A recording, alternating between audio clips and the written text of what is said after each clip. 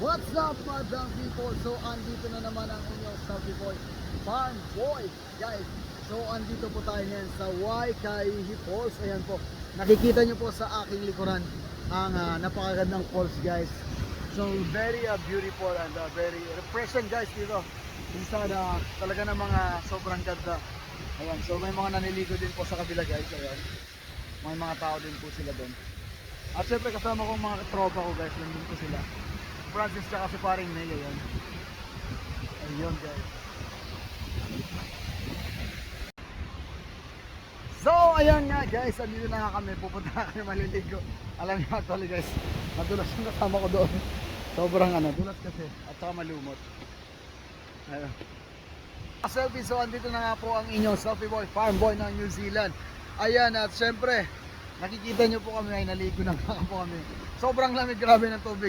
At hindi ko kinaya yung tubig, guys. At nadulas-dulas pa kami, guys. Kasi sobrang lumot siya. So that's why yung, alam mo yun, sobrang dulas. At yung mga kasama ko, yung isa na ano siya, guys, na katumba. Buti na lang walang video. Yun. So masarap siya pag nandun ka na, hindi mo feel yung cold, guys, yung lamig sa iyong katawan, di ba? So ayan yung mga kasama ko, di ba? Kumakain sila kasi alam niyo, nakakagutom talaga. Yung pag umapak ka sa madulas na bahagi, parang mawawalan ka ng lakas. Ayan, so kumakain sila ng clover at saka yung kecho. Ayun, kecho. Ayun. O, di ba? So ganito po lang ang buhay namin dito sa New Zealand pag wala kaming trabaho. Dito po ang aming ginagawa. Minsan namamasyal. O minsan sa bahay din, nagkakaroon kami ng social media, live streaming, ayan. Kasama ko ang aking mga tropa. But now, inayaya nga ako ng aming mga kaibigan para lumabas for today's day off, ayan. So, yan. At nag-i-enjoy naman kami, guys, at sobrang talagang napakasaya naman. Kasi minsan lang mangyari naman to sa amin na magkakasama at magkakasabay sa aming day off. Ayan.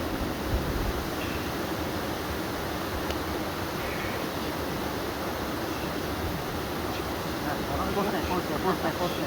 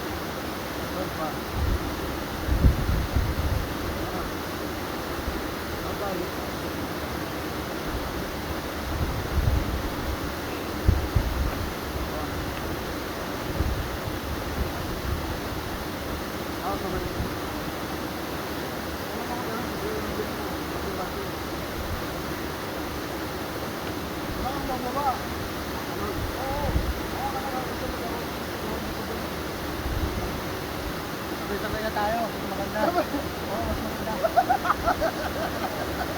Ganun to nga.